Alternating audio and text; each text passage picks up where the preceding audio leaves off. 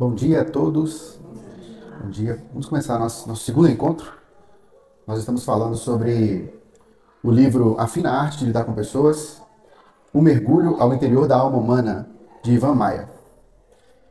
Na aula passada, eu senti que as pessoas, talvez o Thiago, né, ele questionou, assim, sobre algumas coisas, sobre quando eu disse, assim, que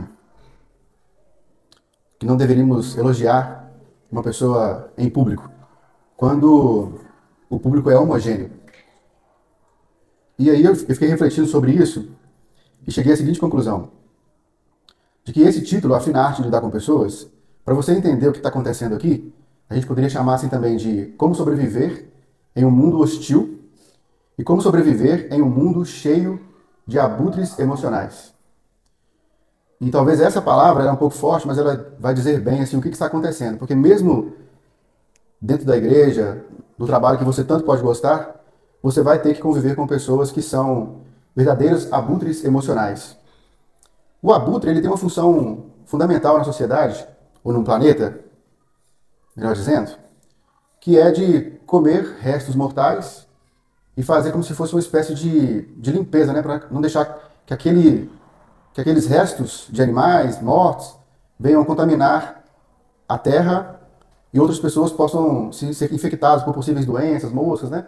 Então, o abutre ele tem uma função boa no planeta, mas quando eu uso a expressão como sobreviver em um mundo cheio de abutres emocionais, eu estou usando esse termo num termo pejorativo, de que tem pessoas que querem ver a sua queda para então poder comemorar sobre isso. Hoje é 23 de fevereiro de 2025, nossa escola bíblica dominical jovem. E aí, é só revendo aqui alguns detalhes sobre a aula anterior, que eu disse, né, os 3 nunca contratam com pessoas. Nunca critique alguém em público. Isso a gente ouve bastante, né? Chama a pessoa em particular. Nunca elogie ninguém em público. E nunca critique um grupo todo por causa de uma só pessoa. Aí, o que pode ser levantado nessa hora é, não, mas tem uma exceção. Sim, gente, toda regra tem exceção. Mas também tem um outro provérbio que diz assim, olha, a exceção é a regra do preguiçoso. Quando você foca na exceção do provérbio, então você pode ter esse hábito de sempre querer buscar a exceção. Então, a exceção é a regra do preguiçoso. O preguiçoso sempre vai ser aquela pessoa que ele quer a exceção do provérbio. Um exemplo disso na minha vida foi assim, que o músico, ele precisa aprender a ler partitura. Mas sempre terá aquele músico que fala assim no meio da roda, né? Ah, mas o Djavan não lê partitura. Falei, tudo bem, o Djavan não lê partitura, mas você é o Djavan? Você tem o dom que o Djavan tem? Você tem a história de vida que o Djavan tem? Você passou pelas dores que o Djavan passou para produzir aquele conteúdo musical? Então ele quer justificar a preguiça dele de não estudar partitura porque o Djavan não estuda partitura. Então o provérbio também, de modo geral, ele não tem a pretensão de ser absoluto. Ah, o provérbio é absoluto. Eu falei, não, o provérbio não é absoluto. O provérbio ele tem digamos assim, o objetivo de expressar uma verdade geral, mas não de ser absoluto. E você pode elogiar alguém em público, desde que o grupo seja heterogêneo. O que é um grupo heterogêneo? É uma pessoa do trabalho, uma da escola, uma da igreja e uma da família. Então, se você elogiar nesse caso, elas, em tese, elas não se conhecem e elas não vão ficar rivais entre si. Mas é uma medida de segurança que eu vejo quando o Ivan Maia fala isso, né? Não elogie ninguém em público. É como se fosse uma medida de segurança. É claro que existe exceção? Existe. E elogiar em tom de agradecimento é mais fácil. Quando eu quero agradecer alguém é tranquilo. A aula de hoje eu vou tratar assuntos que, inspirado no conteúdo do Ivan Maia, inspirado no livro, mas fazendo um apanhado geral. Quando eu recebo uma ligação, quando eu recebo uma mensagem falando, me ajuda, me dê alguns conselhos, o que eu digo para essa pessoa assim, no que se refere a trato com pessoas? Eu reparei que de tudo que eu estudei, existem aqueles conselhos básicos que eu dou para todo mundo e que eu experimentei eles na prática e percebi que eles fazem total sentido. Que é, nunca aceite alguém desrespeitar você. Nunca aceite alguém desrespeitar você, seja por um apelido que você não gosta, seja aquele excesso de piadinha, ou seja por ofensa. Então, o que eu devo fazer quando me desrespeitam em público ou no privado? Uma ferramenta que eu aprendi é você chamar o ofensor no particular e conversar com ele. Perguntar, por que você faz isso? E quando você confronta quem desrespeita você, você mostra para ele assim, olha, eu estou vendo o que você está fazendo. Eu estou vendo que você está me perseguindo, você está me marcando, é com um apelidinho é sempre aquele apelido para te colocar para baixo, né? Não é aquele apelido para te colocar para cima. É sempre algum ponto no seu corpo que ele vai tocar para que as outras pessoas deem risada de você. E aí, se esse erro persistir, se o desrespeito persistir, você pode tomar medidas drásticas. Então você pode avisar a ele que caso ele não pare com aquela ofensa, com aquele apelido, você está disposto a tomar medida drástica, como por exemplo, acionar a justiça. E o Ivan Maia traz uma metáfora do cachorro, que eu achei interessante, porque o cachorro, ele é assim, você põe comida para um cachorro comer, a ração dele. Talvez o dono vai ser a única pessoa que pode chegar lá e colocar a mão na ração e retirar enquanto ele está comendo. Mas uma outra pessoa se aproximar dele enquanto o cachorro ele está fazendo a refeição dele, o cachorro ele vai rosnar. Para quê? Para que a pessoa não se aproxime. Se a pessoa se aproximar mais um pouco, ele aumenta o timbre do rosnado. Para avisar, não se aproxime. Se a pessoa avança, ele morde a pessoa. Então, no trato com pessoas, funciona um pouco assim. Primeiro, ela sinalizou, você dá a ideia para ela, eu quero que você pare. Ela insistiu, você também aumenta o seu tom de voz. Você fala de uma forma mais séria. Então, é gradativo, né, o uso da força. Você não chega de cara tomando a última medida drástica, sabe? Você vai evoluindo na escala da resposta. Outra coisa que eu sempre penso assim, é resposta ao tolo. O que eu devo responder a uma pessoa tola? O que eu devo responder a um comentário tolo que fazem comigo? E o conselho inicial de Provérbios é: não fale aos ouvidos do tolo, porque ele desprezará a sabedoria das tuas palavras. Provérbios 23, 9. O exemplo claro que eu tenho disso é no Instagram. Eu estou há 5 anos postando no Instagram. E o que eu percebo é, a pessoa que ela gosta de criticar em um post polêmico, ela nunca será a mesma pessoa que vai elogiar um post romântico. Porque são dois tipos de olhar. Quando uma pessoa ela sempre tem o hábito de criticar um post polêmico, esse é o perfil dela. Toda vez que ela vê uma coisa que mexe com a ira dentro dela, ela vai reagir referente à ira e vai provocar. E ela começa a treinar a emoção dela nesse sentido. Causou ira, ela xinga. Mas quando ela encontra um post romântico, não mexe tanto com ela. E como ela não tem o hábito de reagir a um post romântico, passa batido. E assim ela vai. Então, as pessoas do meu Instagram que fazem comentário lá no post polêmico, elas nunca farão comentário em um post romântico que fala de amor, por exemplo. Nunca. Eles sempre querem só crítica. Então, eu já experimentei na prática que o melhor, sim, é você não responder e não falar nada. Porque, muitas vezes, na maioria das vezes, até hoje, são comentários tolos, de quem não sabe do que está falando e faz um comentário criticando o post, mas um comentário assim, dá para você perceber no comentário que ele não sabe nada do que está falando. É um comentário muito tolo. Então, assim, palavra tola, a medida mais segura é você não render o assunto. Segundo conselho de resposta ao tolo. Não responda ao tolo com palavras tolas, para que você não rebaixe ao nível dele. Parafraseando Provérbios 26, 4. Então, se eu for lá no comentário tolo e responder com palavras tolas, xingar, falar palavrão, é isso que o tolo quer. Ele quer que eu vá para o lugar dele. Então eu saio do meu lugar de paz de espírito e desço para o lugar dele de xingamento. Então eu vou contaminando também os meus pensamentos, as minhas emoções com essa postura de xingamento. Então, não acho legal. Ponto 3. Para você ver que existe a exceção. Eu falei Provérbios 26, 4. Provérbios 26, 5 é uma oposição a esse provérbio. No primeiro provérbio ele fala, não responda ao tolo com palavras tolas. No provérbio seguinte ele fala, responda ao tolo com palavras tolas, para que ele não se veja sábio aos próprios olhos. Então, Provérbios 26, 5. Você, ironicamente, vai responder uma outra coisa, confirmando a tolice dele, confirmando que ele está certo. Porque aí ele vai se ver sábio aos próprios olhos. Isso seria uma vingança ao tolo. Para você deixar ele cada vez mais tolo. Porque se você chegar lá e tentar dar palavras sábias, ele não vai identificar. Porque a sabedoria, no caso, iria confrontar ele. Então ele vai desprezar a sua sabedoria. Então o que você faz? Se você convive com ele durante muito tempo e você percebe que é seu comportamento, essa é uma estratégia. Você responde de maneira tola. Um exemplo disso. Uma frase que eu ouço na internet muitas vezes. Quem não é da igreja católica vai para o inferno. É uma afirmação tola, não é? Outra, e similar a essa, que a própria igreja católica fez essa frase assim, ó. Quem não tem a igreja por mãe, não tem Deus por pai. Se você não é da igreja católica, Deus não é seu pai. Essa é uma frase que é um chavão na igreja católica que já é usada há muitos anos. Então, eu penso, um comentário, por exemplo, se eu vejo uma pessoa talvez falando isso comigo na rua, ou qualquer outro lugar, uma resposta tola para concordar com ela seria, eu concordo, né, que quem não é da Igreja Católica vai para o inferno. Inclusive, eu acho que todo mundo que nasceu antes da Igreja Católica deveria ir tudo para o inferno também, né? Inclusive os profetas que escreveram o Antigo Testamento. São todos eles hereges, porque eles não eram da Igreja Católica. Em que ano que a Igreja Católica nasceu? Então, aí, aquela ideia do filme Tropa de Elite, não vai subir ninguém. E seria uma estratégia. Quarto ponto, quarta estratégia nesse tema. Responda ao tolo com palavras tolas, para que ele não se veja sábio aos próprios olhos. Estou repetindo, né? Isso. Mais um exemplo de responder o tolo com palavras tolas, para que ele não se veja como sábio aos próprios olhos. Uma frase que eu já ouvi. A vida é uma causa perdida. Tudo é vaidade. Aí eu penso assim, a pessoa ela quer usar a expressão tudo é vaidade sem entender o que Salomão estava tentando dizer. Tudo é vaidade.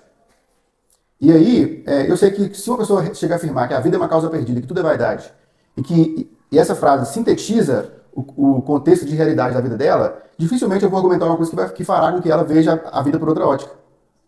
Porque se tudo é vaidade, se a vida não tem, se é uma causa perdida, inclusive eu não devo ir na igreja, eu não devo ler a Bíblia, porque tudo é vaidade, tudo é uma causa perdida. E essa pessoa que falou uma vez comigo isso, né, ela gostava de tatuagem. Aí eu falei com ela, concordando com ela, concordo com você. Inclusive, como você disse que gosta de tatuagem, você deveria tatuar no seu braço assim, ó, eu sou uma vaidade. Foi uma resposta irônica para concordar com que ela, para ver se ela tomava um choque também, sabe? Para ver se ela pensava um pouco. Quinto ponto. Responda ao tolo com palavras tolas, para que ele se veja sábio aos próprios olhos, para que ele se ache sábio, né? Então seria no caso, mais uma vez, esse exemplo aqui eu coloquei aqui, mas eu não vou mencionar aqui porque eu achei muito forte. São frases, às vezes, que no meu serviço eu já ouvi muita coisa absurda, sabe? Muita coisa absurda. Mas tem coisas que você ouve assim, que são tão absurdas, mas tão absurdas, que eu fico assim, gente, será que ele tá dizendo isso mesmo? Será que eu tô? E né, quando aparece aqueles videozinhos lá do Instagram sobre 4 temperamentos, colérico, fleumático, sanguíneo e melancólico, eu vejo que naquela hora eu sou fleumático mesmo. Por quê? Porque o fleumático, quando você dá no vídeo lá, né, a mãe dá uma ovada assim na cabeça da criança, a criança fica assim, oi? Por que você fez isso? Eu fico assim. Quando eu ouço uma coisa assim absurdamente tola, eu paro e fico assim, você tá dizendo isso mesmo? Ou você tá só brincando comigo? Deixa eu pensar que é uma brincadeira, né? Então eu percebo que a maioria das coisas é melhor não responder mesmo, né? Mas se você tiver uma resposta inteligente, responde concordando com ele e deixa ele embora feliz da vida, você não vai causar confusão, sabe? O outro provérbio popular. Para você destruir uma pessoa tola, basta que você dê a ele o que ele quer. Porque o tolo ele não deseja sabedoria, ele deseja tolice. Provérbio 18:6. As palavras do tolo o levam à própria ruína. Ou seja, o desejo do tolo o levará à própria ruína. Então, uma forma de destruir uma pessoa tola é dando a ela o que ela quer. Quais tipos de pessoas você deve deixar na sua vida? Esse é um tópico muito importante. Pessoas positivas e pessoas negativas. Quais pessoas eu devo deixar na minha vida?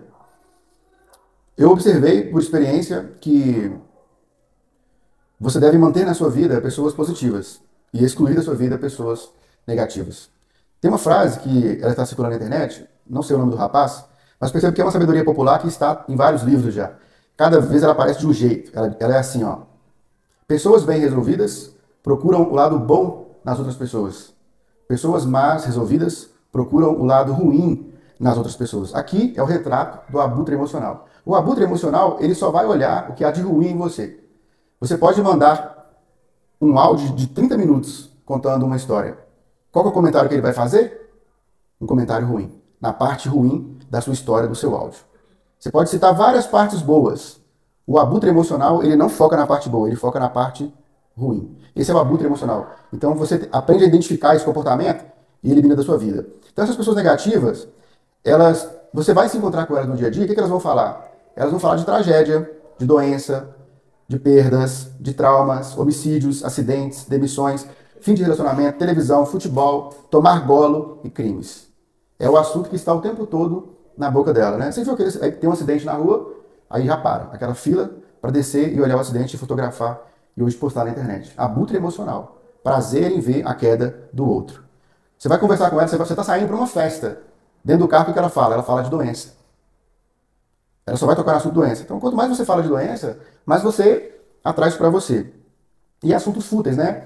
Como futebol, tomar golo e crime, né, de televisão. Passou um crime, o jornal vive disso, né? Porque sabe que isso desperta em você essa atenção, um crime violento. Mas isso, quanto mais você fala disso, mais você se contamina com isso. E mais você vai ficando uma pessoa negativa. Uma pessoa negativa não é uma pessoa que vai, digamos assim, que irá ser uma pessoa de sucesso. Pelo contrário, as pessoas positivas, essas pessoas você tem que aprender a identificá-las e você deve aprender a manter ela na sua vida. Pessoas positivas, elas falam de milagres, de planos, de metas, objetivos, sonhos, conquistas, ideias, filosofias. Ela fala sobre o Criador, né, sobre Deus. Ela fala sobre os grandes homens e as mulheres da Bíblia, os grandes homens e mulheres da nossa sociedade, da nossa história. Ela fala sobre música e sobre livros. Essa é a pessoa com mentalidade positiva. Ela está mais focada no lado positivo da coisa. Tudo bem, tem muita coisa dando errado. É verdade, eu não nego esse fato. Mas vamos falar então um pouco de coisas boas. O que tem de bom, né? O que dá pra gente fazer pra gente crescer um pouco? E aí tem um provérbio chinês que ele existe de várias formas, com várias palavras. E eu coloquei ele da seguinte forma: o tolo só fala de pessoas. O simples fala de fatos. O sábio fala de ideias. Isso também é uma outra forma de se auto-enxergar. O que eu estou falando? Será que eu só falo de pessoas? Será que eu só falo de fatos? Será que eu falo de ideias? Então eu percebo que sim, quanto mais eu falo de ideia, quanto mais eu converso sobre ideia, eu percebo que a conversa ela vai caminhar para um lado sadio. E por mais que vocês não possam concordar, mas vocês irão refletir, aquela ideia pode crescer e você pode chegar a uma conclusão um pouco maior que a sua, mais elevada, e manter a sua mente nessa frequência de pensar sobre ideias é muito mais saudável. Pessoas que devem ser removidas da sua vida. Esse aqui é outro ponto. Voltando ao assunto, né, de entre remover e manter. Quais pessoas eu devo remover da minha vida? Quais pessoas eu devo manter na minha vida? As pessoas que eu preciso remover. A pessoa que divide e subtrai. Pessoas que acreditam que a vida é uma tragédia. Sanguessugas emocionais. Pessoas ingratas. Não importa o que você faça por elas. Elas sempre serão ingratas a você. Mas as duas palavrinhas mágicas aqui são essas. Elas dividem e subtraem na sua emoção. Quando elas aproximam de você, você pode perceber, o primeiro assunto dela já é um assunto para te puxar para baixo. Você recebeu uma mensagem no WhatsApp, você já fica, ou é um problema que ela vai contar para mim, ou é alguma coisa que ela vai me cobrar que eu fiz errado. Ela não manda mensagem para mandar uma notícia boa, e ela não manda mensagem para ressaltar o ponto positivo e elogiar. Não, é sempre... Então, assim, eu percebi que cada vez mais eu tomo distância dessas pessoas e percebo que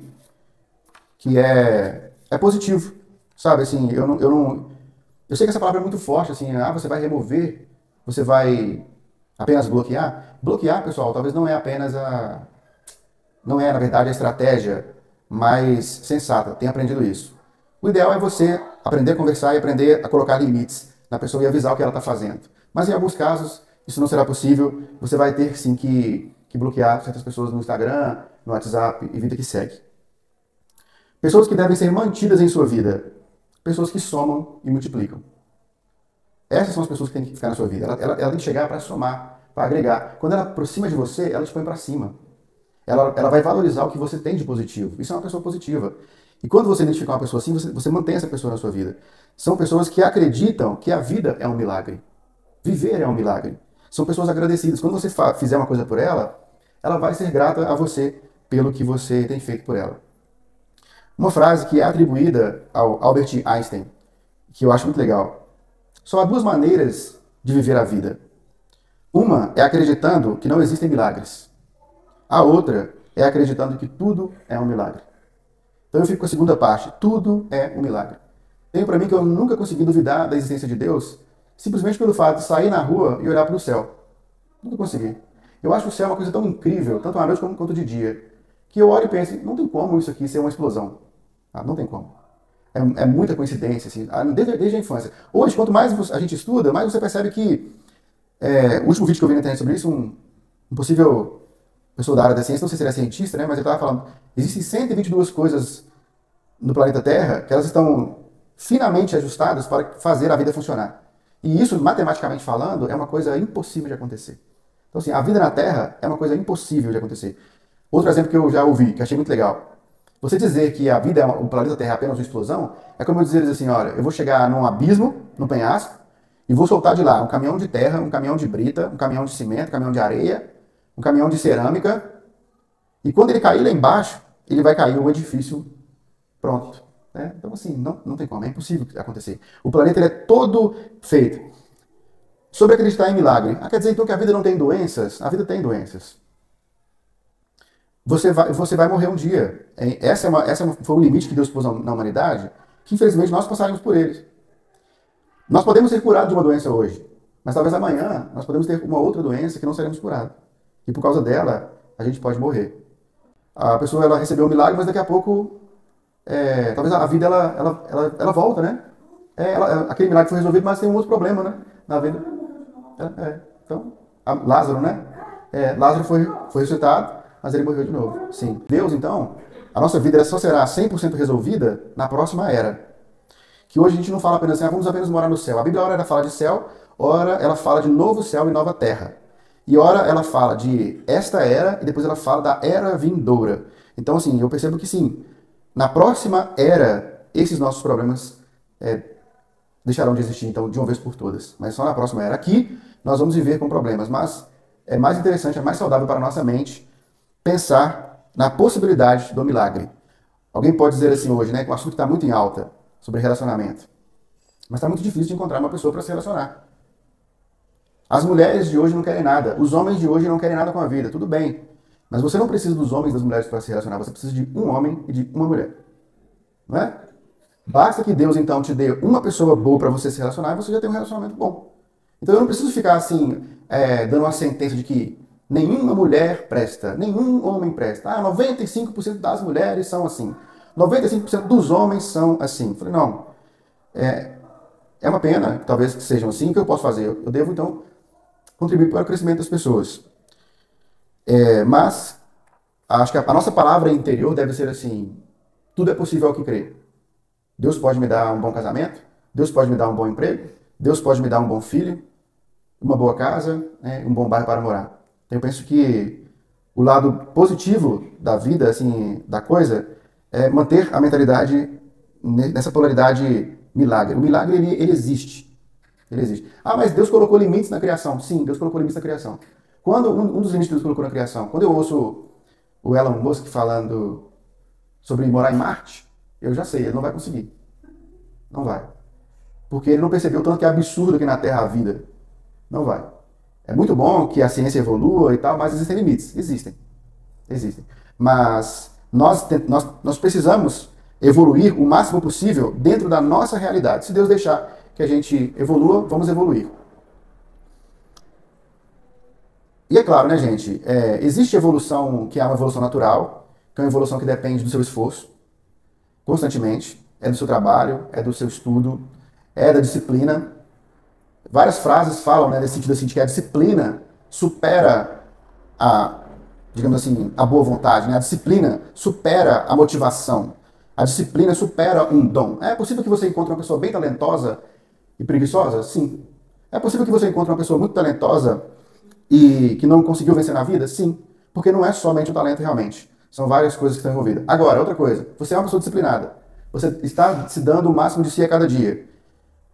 É possível que Deus, no meio da sua caminhada, no meio da sua trajetória, se manifeste a você de alguma forma e lhe dê um dom que ele vai frutificar mais e multiplicar mais? A resposta é sim. Você pode não saber cantar, Deus pode te ensinar a cantar. Você pode não saber o que é ser maestro, Deus pode te ensinar o que é ser maestro. Você pode não saber o que é escrever um livro, você pode achar impossível. Deus pode te dar o dom da escrita. Então Deus pode dar a você vários dons que você, na sua caminhada, você não tenha. Mas que depois de um momento você passou a ter. Então, porque Deus, ele resolve coisas impossíveis, sim. Ele faz coisas impossíveis, sim. Acredito muito nisso. Próximo ponto. Qual é a palavra que você mais escutará na sua vida, você sabe? Qual é a palavra que você mais vai escutar na sua vida? Deus te abençoe. Seria muito bom, né? É muito. Qual é a palavra que você mais vai escutar na sua vida? Quero mais uma resposta. Não? O seu nome. Eu me arrisco a dizer isso. O seu nome. Possivelmente será a palavra que você mais irá escutar na sua vida. E eu ouvi uma pergunta assim que eu achei legal também, similar a essa, né? Qual música que você mais gosta de escutar? O seu nome. O seu nome, aos seus ouvidos, ele é uma música. Talvez em alguns momentos não, mas em muitos momentos sim. É muito bom ouvir o seu nome, ouvir alguém te chamando pelo nome. E aí quando eu falo chamar pelo nome, eu lembro de dois versículos, né? Ou três, vamos lá. Isaías 40, 26. Levantem os olhos para o alto e vejam. Quem criou essas coisas? Aquele que faz sair o seu exército de estrelas, todas bem contadas, as quais ele chama pelo nome, por ser ele grande em força e forte em poder. Nenhuma só vem a faltar. Salmo 147, 4. Ele conta o número das estrelas, chamando-as pelo seu nome. Apocalipse 2, 17. Você receberá um novo nome. Quem tem ouvidos, ouça o que o Espírito diz às igrejas. Ao vencedor darei do maná escondido. Também lhe darei uma pedrinha branca, e sobre essa pedrinha um novo nome escrito, o qual ninguém conhece, exceto aquele que o recebe. Então, por que da importância assim, do nome? O nome significa na Bíblia fama e reputação. A gente ouve muito Tarcísio falar isso aqui na igreja. Ele sempre repete, nome é fama e reputação. Então, quando alguém te dá um nome, ele está te dando uma reputação, possivelmente. Ou ele está, se ele faz isso conscientemente, a mãe ou o pai, né? Fala, eu vou chamar meu filho de Salomão. Salomão significa pacificador. Então, imagina alguém te chamando a vida toda de pacificador, né? Ô pacificador, ô pacificador. Então, a chance realmente daquilo se cumprir na sua vida é muito mais alta. O meu segundo nome é Vinícius, Tiago Vinícius. O Vinícius, e na polícia eu sou chamado de Cabo Vinícius, soldado Vinícius. E o Vinícius significa vinicultor. Achei muito legal isso, sabe? Seria como se alguém toda vez que ele falasse, né? Ô Vinícius, ô vinicultor, né? Ô produtor de uvas. Achei bem legal, sabe? Espiritualmente, achei muito simbólico isso, assim. Gosto muito dessa ideia. E uma curiosidade sobre o nome Caim e Abel é que possivelmente o nome Caim e Abel veio a existir depois do acontecimento do homicídio, quando Caim mata Abel. Por quê? Porque o nome Caim significa lança. O nome Abel significa passageiro. Então, possivelmente, a Adão e Eva não deu o nome de Abel, vamos chamar ele de passageiro. Por quê? Porque ele vai morrer breve. Vamos chamar o Caim de lança. Por quê? Não, porque ele vai lançar uma pedra sobre seu irmão. Então, não faz sentido. Não faria mais sentido eles terem cada um tem o seu nome. Depois de um acontecimento, eles receberam aquele nome por causa daquele acontecimento. Então, achei isso é uma curiosidade na Bíblia. Assim. E aí você pode enxergar os nomes da Bíblia nessa ótica. Que em determinado momento, por causa de um acontecimento, o seu nome pode mudar.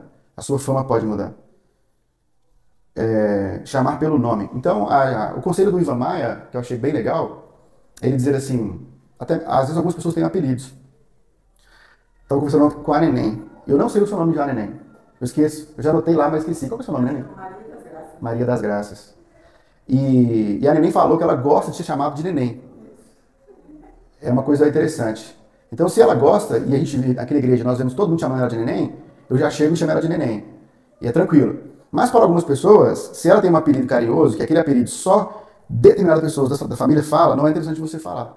É interessante você chamar ela pelo nome dela. Porque você só pode fazer certos usos de apelidos quando você faz parte daquele ciclo. Então, o ideal é você perguntar a uma pessoa, como você quer ser chamado? Como que eu posso chamar você? Aí a pessoa vai te avisar, não, me chama assim. Eu gosto que você me chame assim. Aqui na igreja tem um irmão que tem um apelido, o irmão italiano. Eu esqueci o apelido dele. Você sabe, Débora, o apelido dele? Não. Esther, você lembra? Do apelido italiano? Você lembra o apelido? Não.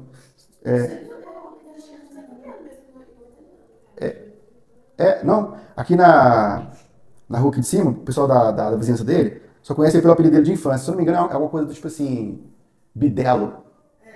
Não é assim? Igual assim? Ô Bidelo, Bidelo. Aí no culto de oração, no culto de quarta, algumas pessoas falaram Bidelo, né? Aí eu fiquei conhecido como Bidelo. Teve um culto na casa dele e tal, mas aí eu, sabendo dessa regrinha, eu cheguei e perguntei pra ele, o senhor gosta de ser chamado de Bidelo? Aí ele falou assim, não gosto. O senhor gosta de chamar de quê? Eu gosto de chamar de italiano. Então pronto. Vou chamar ele de italiano. Porque, pra mim, talvez, possa não fazer muita diferença, mas se pra ele faz, eu penso que eu devo respeitá-lo, sabe? E sim, isso vai tornando a nossa convivência mais amigável. A importância sobre o nome. Na série The Chosen, primeira temporada, primeiro episódio, Jesus começa a chamar os seus escolhidos. A primeira a ser chamada é uma mulher, que era conhecida por Lilith. No linguajar de hoje, ela seria uma garota de programa. E nós não sabemos, assim, exatamente como Jesus foi chamando todos os discípulos, né? Alguns estão registrados, mas nem todos.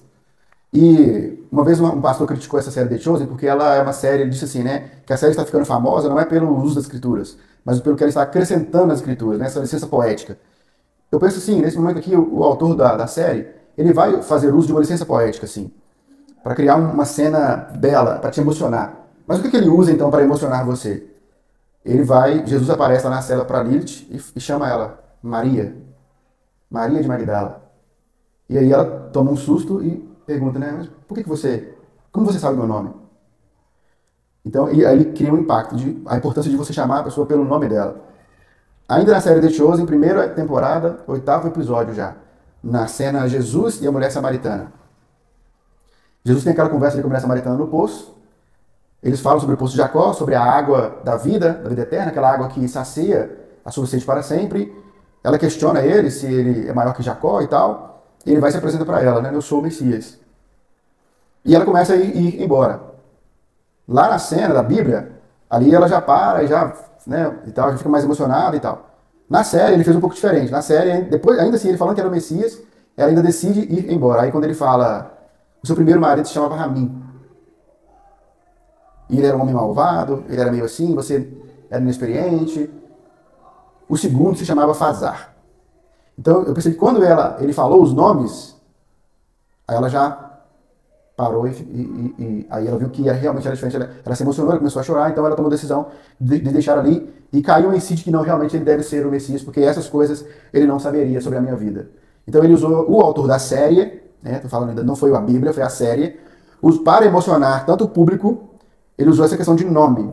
O primeiro se chamava Ramim. Achei muito legal. É uma série muito emocionante mesmo. A série The Chosen é muito boa. Mais um exemplo sobre o filme Amor Redenção, que foi falado aqui pela Débora. Amor Redenção. A história de um homem que se casa que ele se apaixona, na verdade, né, por uma garota de programa, e ele quer amá-la, ele ama ela incondicionalmente. E ela é conhecida no filme por Angel. Angel, era o nome dela de garota de programa. Todo mundo chama ela assim, ó, Angel, Angel. E aí, ele chega um momento que ele compra ela, né? Depois ela foge de casa, ela volta, ela foge, fica naquela, né? Ao final do filme, ela, então, já com a mente mais pura, já consciente de que ela não queria ser mais uma garota de programa, ela volta para morar com ele, para aceitar, então, aquele relacionamento de forma genuína. Aí, então, ela fala, meu nome não é Angel. Meu nome é Sarah. Então, nesse momento, eu penso que ela está revelando para ele algo mais profundo. E esse é meu nome de infância. Minha mãe me chamava assim. Então, ou seja, toda vez que você me chamar de Sarah, eu vou lembrar que esse era o nome da minha infância. Porque, a determinado momento, meu nome passou a ser Angel, mas Angel já não é mais quem eu sou. Eu sou a Sarah. Então, foi uma cena muito profunda que o autor realmente ele conseguiu passar uma mensagem bem legal. E estou finalizando. Queria finalizar com o nome de Deus. Sobre a importância do nome. Para você saber, sim, as pessoas gostam de ser chamadas pelo nome. Aqui na igreja tem um Chechel. Né? Todo mundo conhece como Chechel. Eu perguntei a ele, sabendo da regra, eu perguntei a ele, Chechel, qual é o seu nome? Ele falou assim, meu nome é Marco Aurélio. Mas pode me chamar de Chechel. Mas, uma coisa minha, tá, gente? Eu até mesmo continuei chamando ele de Chechel. Mas eu penso que chamá-lo de Marco Aurélio, você irá fazer parte de um outro grupo na mente dele. Entendeu? Você fala, se você insistir em dizer assim, Marco Aurélio, você vai ver que ele vai te olhar diferente. Ele vai, oi, o quê? Mas ninguém me chama de Marco Aurélio, não, mas eu quero te chamar de Marco Aurélio. Eu posso? Não pode, então tudo bem, então eu vou chamar você de Marco Aurélio, então. Na mente dele você vai ocupar um lugar diferente, você pode ter certeza disso. Na Bíblia existe um grande dilema quanto a qual é o nome de Deus. Porque tem uma coisa que se dizem, que não é verdade, né? Faz certo sentido em determinado ponto, mas no todo não significa verdade absoluta, que quando você sabe o nome de Deus, de uma divindade, você domina ela. Essa é uma crença, na verdade, né? Se você descobrir o nome de uma divindade, ao você dizer o nome da divindade, você domina a divindade. Eu já ouvi isso. Com Deus isso não vai colar, né? Você não vai falar o nome de Deus e vai dominar Deus, né? Deus é aquele que não se domina. Deus, ele é totalmente outro. Mas existe sim um dilema quanto ao nome de Deus. Então, mas o nome que foi convencionado, que foi mais aceito, até mesmo, talvez hoje, pelos cristãos protestantes e pelos judeus, é o nome Yahvé. Yahvé. Nós lemos da direita para a esquerda. Yahvé. E quando esse nome aparece na Bíblia, eles não falam Yahvé, na Bíblia hebraica. Eles falam Adonai. Adonai. Por que eles falam Adonai? Ou falam Hashem, que significa nome. E traduzem por o Eterno. Porque eles, levando em consideração aquela ordem de Deus, né? Não usem meu nome em vão. Aquele que usar meu nome em vão será morto. Então, assim, para não correr o risco, então nem vamos citar o nome de Deus. Então eu penso que aí seria um zelo excessivo. Né? Eu não posso nem fazer uso do nome de Deus. Aí você pega uma Bíblia traduzida em português, só aparece a palavra Deus. E essa palavra aqui, quando ela foi para o grego, ela foi como Kyrios, que foi Senhor. Kyrios. Então do Kyrios, que é Senhor, pode ser tanto o Senhor, um Senhor pequeno, como o Senhor, nosso Deus. Essa palavra veio para a nossa Bíblia, né? Então, possivelmente, toda vez que você ler a sua Bíblia, quando aparecer a palavra Senhor, no original é a palavra Yahvé que eles querem evitar que você diga. Só que aí a gente fica meio na dúvida assim, de qual que é o significado dessa palavra Yahvé. Existem vários vídeos na internet, existem livros a esse respeito, que tentam propor para você um significado. E talvez o que eu mais gostei até o momento, o que significa a palavra Yahvé, né? Ela significaria aquela questão mesmo de quando Deus fala para ele dizer lá para Faraó, fala com ele que eu sou o que sou. Então, o último vídeo que eu vi sobre isso, o cara falou que você poderia, talvez assim, o significado da palavra Yahvé, você pode chamar Yahvé de eu sou o que sou, eu serei o que serei, eu sou aquele que não pode ser controlado, eu me torno o que me torno, eu me manifesto como quero, eu decido quem eu sou. Tipo assim, sabe? Então, assim, é uma série de significados para apenas uma palavra. Por quê? Porque ela é o nome de Deus. Então, Deus, assim, é aquela coisa, nós queremos definir uma coisa que não tem definição aos nossos olhos. Que nós não conseguimos definir de tão amplo e poderoso que ele é. E é claro que na Bíblia, Deus tem vários nomes na Bíblia, vários. E muitas pessoas dão nomes a Deus, né? De acordo com a experiência dela, ela fala, a partir de agora, Deus para mim é fulano de tal. Então ela por si só, passa a chamar o Deus de um nome por causa de um milagre que ele fez na vida dela. Mas o nome, que seria o nome, seria esse, que os judeus evitam, mas eu acho importante nós brasileiros sabermos esse nome e o mundo todo também. Mas eu quero trazer uma outra interpretação para você de quem é Deus, de qual é o nome de Deus. Que para mim fez muito sentido. Eu já falei isso aqui uma vez aqui na igreja, há bastante tempo atrás, e talvez tenha um tempo que eu não falo, talvez com uma pessoa ou outra eu já falei, mas eu tive uma experiência muito forte com Deus, eu diria que foi a mais forte, mais significativa de todas, forte em sentido de ser significativo, que foi quando eu senti que Deus se revelou para mim de um jeito mais claro. Foi um desvelar, né? Tirou o véu. Agora eu te vi, agora eu estou entendendo a sua identidade. Eu tirei férias no ano de 2018, no final do ano. E eu estava passando por uma fase difícil e pensei assim, durante minhas férias eu vou orar 3 horas todos os dias. Até as minhas férias acabar. Aí no começo das férias eu fiz uma viagem e voltei. Quando eu cheguei da viagem, foi uma viagem rápida, eu fiquei ali os meus dias de férias, 3 horas de joelho, todos os dias. Não lembro exatamente qual dia que foi, mas no primeiro dia era muito difícil passar 3 horas de joelho. Eu comecei a colocar pregação. Eu ouvi 70 pregações nos primeiros dias. Depois eu cansei das pregações, passei para a música. Comecei a ouvir muitos louvores. Depois eu cansei do louvor, aí eu cheguei na parte do silêncio. Então eu fiquei em silêncio. Foi de 2018 para 2019. E aí, os dias foram se passando e eu fui orando. E eu não tinha pretensão nunca de contar isso para ninguém, não tinha pretensão nunca de pôr isso em um livro. Eu apenas fiz porque eu senti que eu deveria fazer. E alguma coisa me falava assim, olha, apenas dobra o joelho que algo vai acontecer. Pensei, tudo bem, então vamos lá. E chegou uma hora que veio uma voz dentro da minha mente. Nosso pensamento, ele é aqui, né? Frontal. Oi? E essa voz veio aqui, ó, traseiro lateral esquerdo. E ele falou assim, em 1 Coríntios 13, eu estou falando de mim. Para você me conhecer, basta você parafrasear todas as minhas ações com base em 1 Coríntios 13, que você irá me conhecer. Ainda que eu criasse a terra em 6 dias e descansasse no 7º, se não fosse por amor, de nada valeria. Ainda que eu morresse em uma cruz sem pecado e ressuscitasse ao terceiro dia, se não fosse por amor, de nada adiantaria. E assim, você pode parafrasear todas as minhas ações, tanto no Antigo quanto no Novo, que você vai me conhecer. Lá no livro, eu coloquei a extensão desse diálogo, que durou algumas frases. Mas então eu fui consultar o primeiro Coríntios 13. Eu passei 2 anos em loop nesse pensamento, né? Tudo é por amor, tudo é por amor, tudo é por amor, tudo é por amor, tudo é por amor. Eu fui ouvir a Bíblia em áudio dezenas e dezenas de vezes, caçando toda vez que ele diria assim diz o Senhor, ou o Senhor fez, o Senhor ordenou, e pensando, tudo é por amor, tudo é por amor. E aí eu cheguei à conclusão que sim, se não for por amor é vaidade. Aí sim Salomão estaria certo. Se não for por amor é vaidade. Por quê? Coríntios 13. Ainda que eu fizesse isso ou aquilo sem amor, não tem valor nenhum. Então, pensando que o seu nome é a sua reputação, o seu nome é aquilo, é a sua fama, o seu nome é quem você é aquilo que você faz, então eu pensei, falei, vou então ler Coríntios 13, vou procurar as palavras-chave em Coríntios 13 e vou reinterpretá-la. E a palavra, já que tudo que ele faz é por amor, qual que é a palavra amor no Antigo Testamento? A palavra amor no hebraico, mandamento, é ahavá. Ahavá.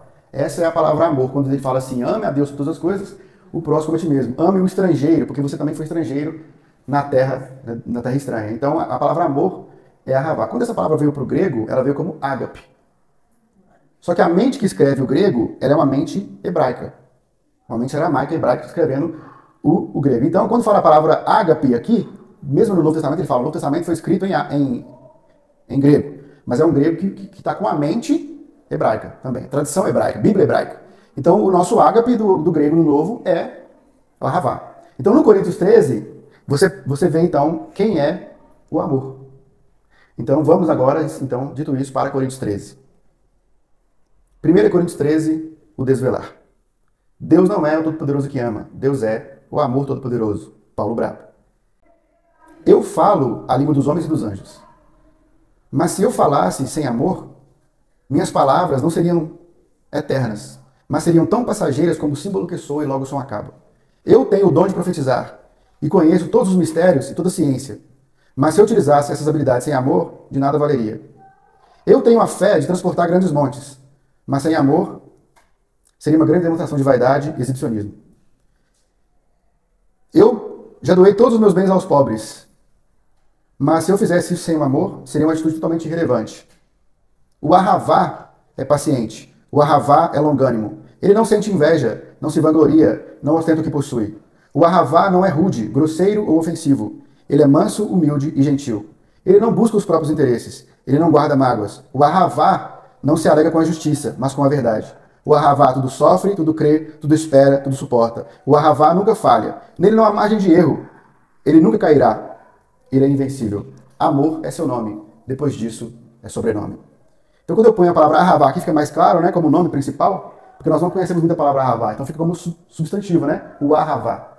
Então, eu poderia colocar, né, eu tudo sofro, tudo creio, tudo espero, na pessoa de Deus, né? Eu não pratico injustiça, eu me alegro com a verdade. Amor é o meu nome, depois disso é sobrenome, porque em 1 Coríntios 13 eu estou falando de mim. Então, depois dessa revelação que veio até mim, para mim, qual que é o nome de Deus? Amor. Seria o nome principal de Deus. Então, toda essa mística de que se eu digo o nome de Deus, eu vou controlar Deus, ela cai por terra, né? Porque todos nós falamos a palavra amor. E por que a palavra amor? Por que faz sentido ser a palavra amor? Porque não existe nenhuma palavra superior a essa. Entendeu? Oi? Então, nesse sentido, eu diria assim, o amor é soberano. O amor ocupa o trono do universo. Porque, ou eu perguntaria, será então que existe outra coisa mais nobre que o amor? Se não existe, tudo que eu faço é por amor, então a minha reputação é amor. A minha fama é amor, porque eu amo. Ame o outro assim como eu te amei. Então, para mim, eu encerro a nossa aula de hoje com essa revelação, que para mim ela é muito significativa e eu faço uso assim, desse nome. Eu acho o nome Yahvé muito bonito, eu sei que o nome Yahvé também tem muitas variações, mas eu fico com Yahvé porque eu achei mais belo. Mas fico também com esse nome de Ahavá, ágape, amor.